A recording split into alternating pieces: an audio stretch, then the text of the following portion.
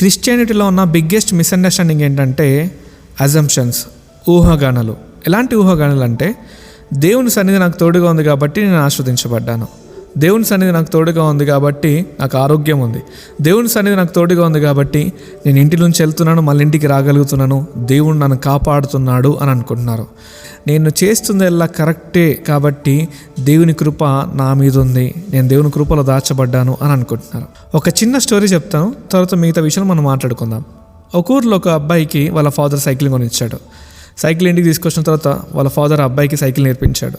ఒకరోజు అనుకున్నాడు, నా కొడుకు సైకిల్ ఇంట్లోనే నడిపించడం కాదు, బయట నడిపించగలగాలి, స్కూల్కి కూడా తానంతట తానే వెళ్ళగలగాలి అని అనుకున్నాడు. గ్రౌండ్కి తీసుకొచ్చాడు, పక్కన నిలబడ్డాడు. వాళ్ళ అబ్బాయి పెడలింగ్ చేసుకుంటూ సైకిల్ని మూవ్ చేయడం మొదలుపెట్టాడు. కాస్త దూరం వెళ్ళిపోయిన తర్వాత కొత్తగా నేర్చుకుంటుండు కాబట్టి సైకిల్ని ప్రాపర్ కంట్రోల్ చేయలేకపోయాడు.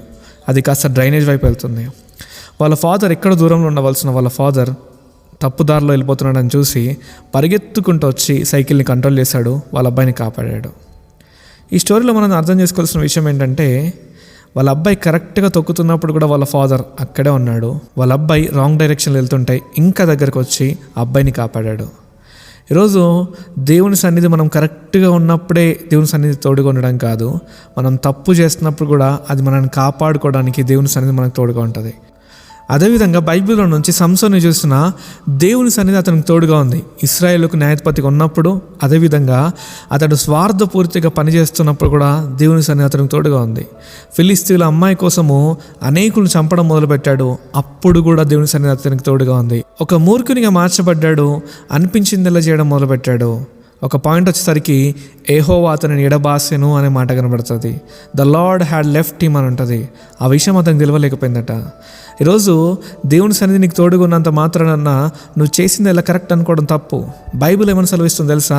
2 కొరింథీయులకు రాసిన పత్రిక 13వ అధ్యాయం 5వ వచనం చూసినట్లయితే, యేసుక్రీస్తు మనలో ఉన్నాడో లేదా అని పరీక్షించి తెలుసుకోవాలట. ఎలా తెలుసుకుంటాం? వాక్యాన్ని మనం ముందు పెట్టుకొని. ఈరోజు నీ అజంప్షన్స్ని బట్టి దేవుడు నీతో ఉన్నాడు అనుకోవడం తప్పు. వాక్యాన్ని బట్టి మనం పరీక్షించుకోవాలి, మనం చేస్తున్న క్రియల్ని బట్టి మనం పరీక్షించుకోవాలి, దేవుని కృప మనకు తోడుగా ఉందా లేదా అని. ఈరోజు ఊహాగానంలో బ్రతిక క్రైస్తవుడిగా కాదు, వాక్యానుసారంగా బ్రతిక క్రైస్తవుడిగా మనం జీవిద్దాం.